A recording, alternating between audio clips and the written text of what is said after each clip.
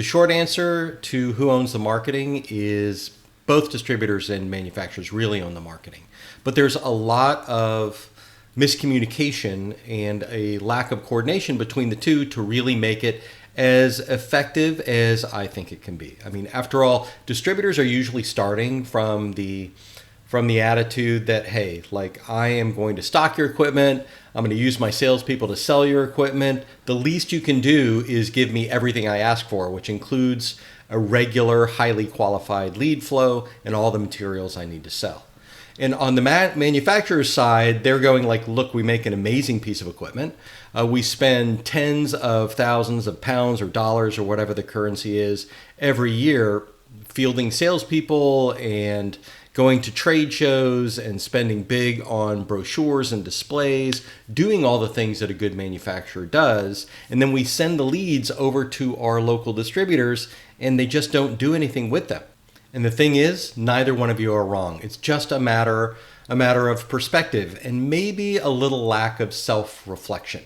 Now, there are things that you can do to work more closely together. You know, manufacturers can run the national campaigns, but they never localize it. So that's something that has to be dealt with. Distributors, you're very close to the customers, obviously in your geographic area, but are you really filling in the blanks? Are you really marketing that distributor's product through actual marketing tactics and sales outreach, or are you really just responding to the leads that come in? And that's a problem as well. So what we're going to do in this video is we're going to try to break down some of those barriers and talk about how distributors and manufacturers both own the marketing for those products and how they might work together a little bit better to get significantly better results for both of you. Okay, I've got some notes in front of me that talk about the difference in what the list of things that the manufacturer owns for marketing, what the distributor owns for marketing. So I'm going to read through these and separate them out as a basis for the conversation that comes next. So manufacturer owns branding and core messaging. I think we can agree on that. It's their equipment. They built it and they designed it and they chose features and they've tried to understand the benefits for a specific market. So they own the branding, particularly if it's a big brand name manufacturer. I'll say that there's a little bit more flexibility here for the smaller manufacturers that I typically deal with, where they can kind of share the branding and messaging responsibilities with distributors. But at its core, manufacturers, you guys own branding and core messaging. On the other side of that, distributors, you are in charge of communicating that branding and messaging through your business, how it relates to your business, and then into kind of local activation, into emails, social, and in-office activities. Manufacturers, you own the product brochures, the content, the images, the specs. I mean, you've got to give whatever your messaging is, wherever your branding is, it's your responsibility to communicate it through the dealer channel, right? You've got to provide the really high quality photos. You've got to provide the video clips. You've got to provide, the brochures and the specs and all the machine content that you can. And this is a spot where I think a lot of manufacturers fall down. So we'll touch on that. Distributors, it's your job to take all of that content and communicate it to your local market and add significant content on your own.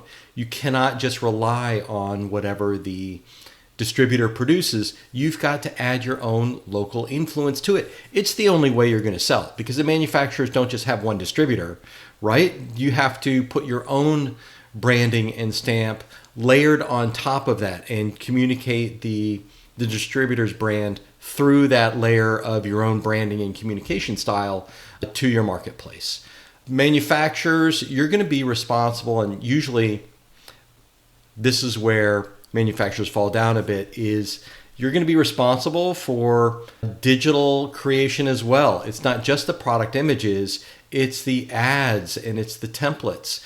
It's giving the local distributors all of the material that they need to plug into their social media, plug into their sales process to communicate best with the client. And distributors, it's not just your job to follow up, although that is your main job.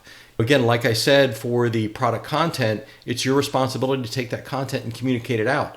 Your manufacturer is not going to run meta ads. They're not going to do YouTube shorts. They're not going to create Google business posts for their products just for your specific area, right? That's up to you.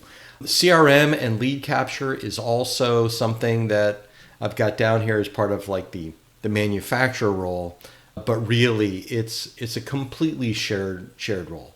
Manufacturers and distributors should both be leaning heavily on their CRMs to make sure that not just lead capture properly, of course, but that all important pipeline that I've talked to so far again and again, and I'll continue to do that all important pipeline and the idea that you're going to share that so you can judge how the marketing works on both levels. After all, manufacturers, if you don't know how if you can't draw the line from the marketing to the leads that you hand your distributors and whether that distributor converts, has a conversation, loses to the competition or sells your machine, then how are you evaluating the marketing that you're doing at all? I mean, the whole point is to sell equipment to the end user, and your distributor's feedback can be the only way that you're going to get that final confirmation on the utility of the marketing that you're developing.